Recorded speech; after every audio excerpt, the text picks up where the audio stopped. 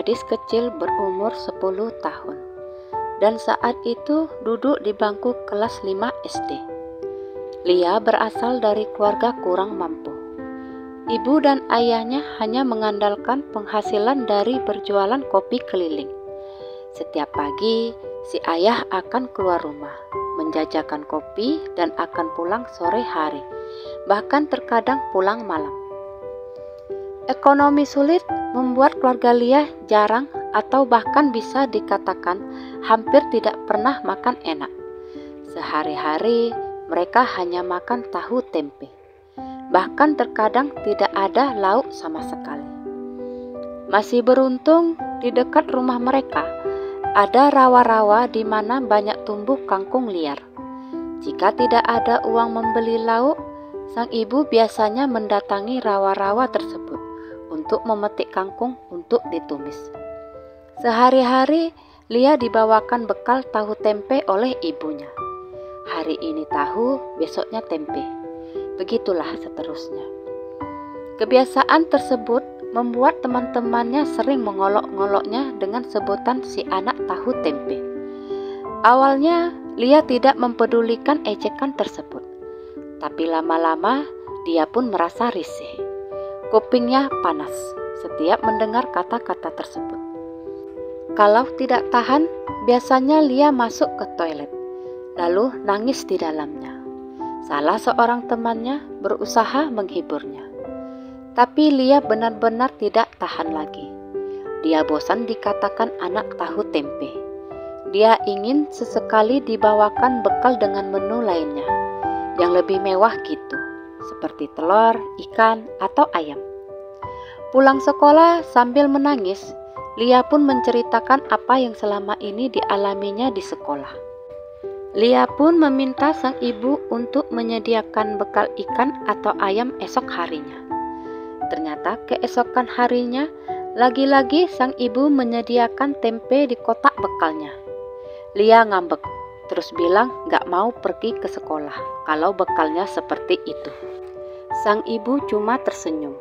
Ia pun mengabulkan permintaan Lia untuk tidak ke sekolah hari itu. Tapi sang ibu memberinya satu syarat, yaitu Lia harus mau menemani sang ayah berjualan kopi. Lia awalnya menolak, tapi sang ibu sedikit memaksanya. Lalu pergilah Lia bersama kedua orang tuanya ke tempat biasa sang ayah berjualan. Sesampainya di sana, mereka pun duduk menemani sang ayah. Kebetulan tempat ayah berjualan tidak jauh dari komplek perkantoran. Pagi berganti siang, siang pun berganti sore. Lia sama sekali tidak tahu kenapa dia harus ikut ayah dan ibunya berjualan. Lalu datanglah seorang bapak tua dengan membawa karung goni, lalu duduk di dekat mereka. Si bapak tua memesan segelas air putih saja ke ayah, karena katanya dia sangat haus dan dia mau makan. Si bapak mengeluarkan satu bungkus nasi yang kemasannya sudah acak-acakan. Si bapak membukanya. Lalu nampaklah isinya yang membuat Lia terheran-heran. Nasinya cuma sedikit, dengan tulang ayam yang ditempeli sedikit daging. Si bapak makan dengan lahap. Ibu yang kasihan menawari sisa nasi yang mereka bawa dari rumah, yang kebetulan tidak habis mereka makan. Si bapak menerima dengan senang hati. Tapi maaf pak, tahu tempenya sudah habis, kata ibu dengan lembut. Si bapak hanya mengibaskan tangannya. Gak apa-apa, ini udah lebih dari cukup. Alhamdulillah, memang rezeki saya segini hari ini. Ayah pun memberi si bapak teh manis. Si bapak komplain, karena yang dia pesan hanya air putih. Tapi ayah cuma bilang, gak apa-apa, rezeki bapak. Lia bingung dengan pemandangan yang ada di depan matanya. Sebenarnya siapa bapak itu? Kenapa kelihatannya orang tuanya sudah mengenalnya? Selesai makan dan minum, si bapak pun mengucapkan terima kasih, lalu pergi dengan menjinjing karungnya.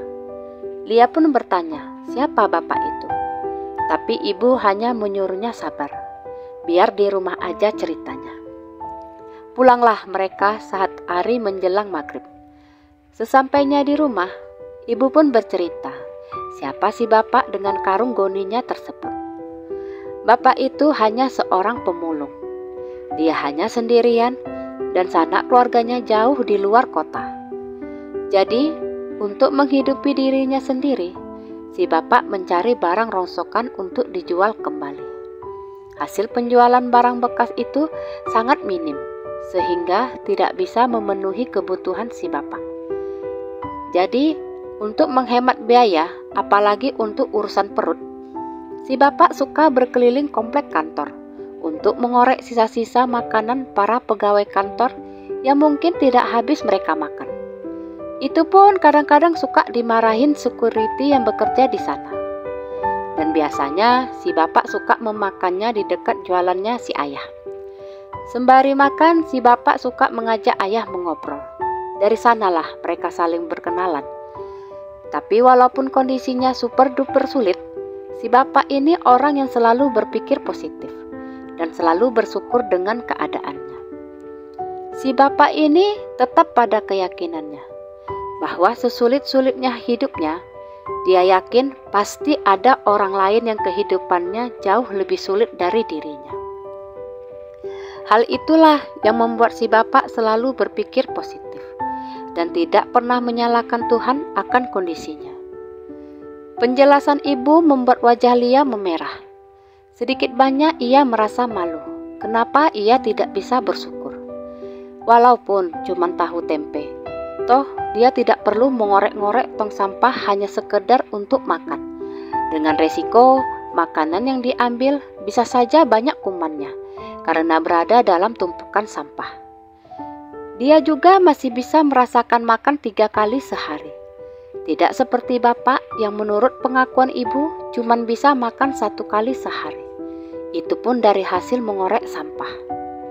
Lia tidak berkata apa-apa. Dia hanya bisa memeluk ibunya dengan pelukan hangat. Sejak saat itu, Lia tidak pernah mempedulikan ejekan dari teman-temannya. Bahkan sekarang dia bisa dengan tegasnya berkata, masih mending aku makan tahu tempe, gak perlu ngorek-ngorek sampah untuk mencari makan. Akhirnya, ejekan-ejekan tersebut mereda dengan sendirinya. Kisah si Lia ini jadi mengingatkan saya sama anak sekolah di Bojonegoro yang membawa bekal ulat sagu. Waktu itu pertama kali saya lihat di Facebook. Terus ada salah satu komen dari emak-emak yang komenannya agak-agak negatif. Komentarnya seperti ini. Zaman sudah merdeka gini kok makan begituan?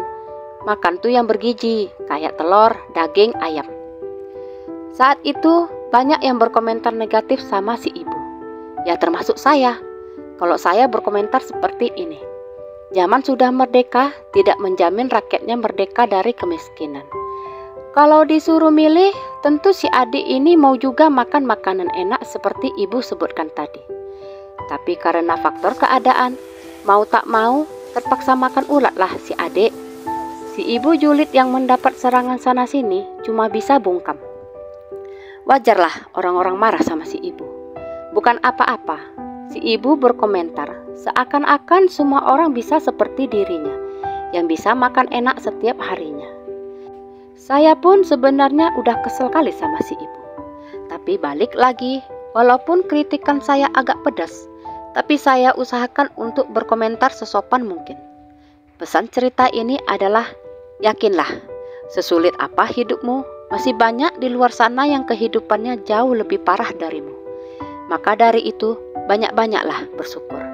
Sekian kisah saya kali ini, sampai jumpa di kisah selanjutnya. Terima kasih sudah menonton video saya.